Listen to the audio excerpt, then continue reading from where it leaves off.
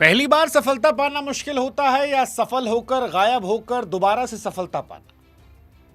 ज्यादातर लोग कहते हैं कि दोबारा सफल होना मुश्किल होता है और यही कहानी है मोहसिन खान की।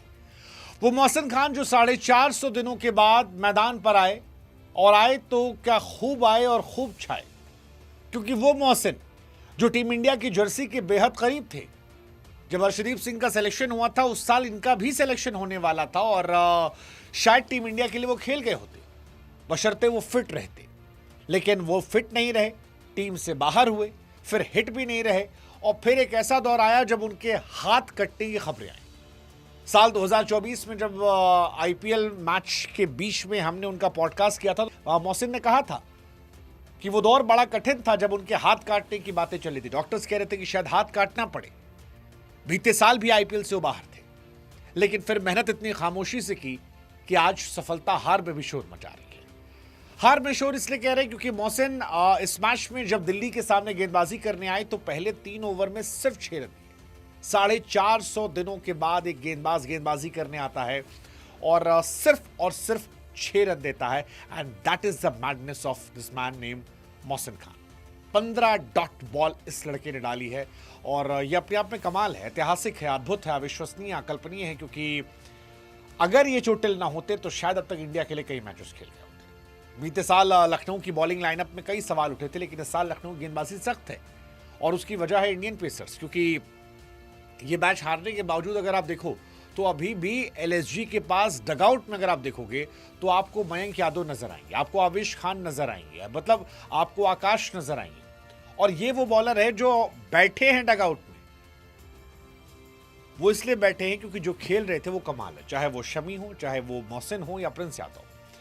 मोहसिन खान की कहानी अपने आप में बड़ी इंटरेस्टिंग है, कभी ना हार मानने वाली है और डिलीवर तब जब मैटर मोस्ट वाली। क्योंकि 2022 में 9 मैच में 14 विकेट लिए थे और वहीं पर बहुत सारे लोगों को लगा था कि एलएसजी ने क्वालिफाई कर लिया है टॉप 4 में, शायद अब इनको जगह मिल दी जाएगी, वैसे ही जैसे शमी के बारे में बात चली थी। लेकिन शमी और मोहसिन, इन दोनों कमबैक जो है ये अपने आप में बहुत खास है, क्योंकि दोनों एक ही पिच पर खेलते हैं।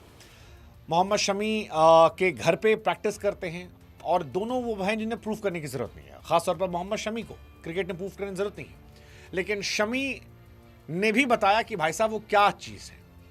वो जो शेर नहीं है कि ये अलग बात है वो खामोश खड़े रहते हैं, लेकिन जो बड़े हैं वो बड़े रहते हैं। मोहम्मद शमी लाला बड़े हैं। पहली बॉल पर केएल राहुल का विकेट निकाला उन्होंने और जबरदस्त वो विकेट था। मोहम्मद शमी ने फिर बताया कि यार दुनिया उनके बारे में भले नजरिया अलग रखे कि वो T20 के बॉलर नहीं है, लेकिन वो T20 में खतरनाक बॉलर हैं। और आज पहला ओवर जो उनकी गेंदें कटी हैं, जो सीम उनको मिल रही थी, आई मीन अद्भुत, अविश्वसनीय, अकल्पनीय, वर्णनीय सारी चीजें थी। मुझे नहीं पता कि मोहम्मद शमी को क्यों जबरदस्ती बाहर रखा गया। मतलब ये अपने आप में बहुत बड़ी बात है कि शमी जबरदस्त बॉलर है। 5 बार ऐसा हो चुका है कि वो पहली बॉल में विकेट पा चुके हैं। वो इकलौते गेंदबाज हैं जिन्होंने केएल राहुल को 2 बार आउट किया है। शमी ने हमारे ही पॉडकास्ट में कहा था कि आप मेरे पिछले रिकॉर्ड देखिए, आईपीएल में कोई गेंदबाज मेरे आसपास नहीं है, फिर भी भगवान जाने क्यों मुझे T20 बॉलर नहीं बनाता। फिर हमने भी उनसे पूछा था कि भाई ये बात हमको ही समझ में आती। शमी ने कहा यार पिछले 5-6 साल के आईपीएल में मेरे 130 विकेट हैं और क्या चाहिए।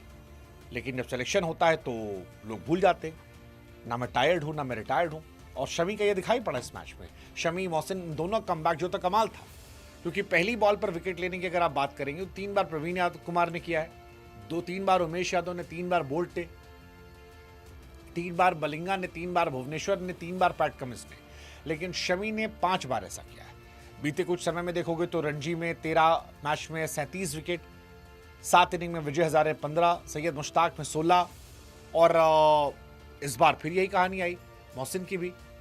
मतलब मोहसिन का तो एक टाइम पे हाथ उठना खत्म हो गया था, वो कह रहे थे मेरा हाथ ही नहीं उठता था, बीमारी थी उन्हें, डर जाते थे। डॉक्टर्स ने कहा था सर्जरी अगर 1 महीना और लेट होती तो शायद हाथ काटना पड़ता। लेकिन वहां से आकर आना और फिर छाना और फिर गजब का इम्पैक्ट छोड़ना, I think that's madness from these 2 guys. So Lucknow हार कर भी आई थिंक एक एज लेकर जा रही है कि उनकी बॉलिंग यूनिट जो है वो बहुत सॉलिड है। बॉलिंग हल्के मत लेना, अगर बैटिंग थोड़ी स्ट्रांग कर लेते हैं वो, आज क्लिक नहीं किए कई सारे बल्लेबाज, तो फिर हो सकता है वो कमाल करते हैं।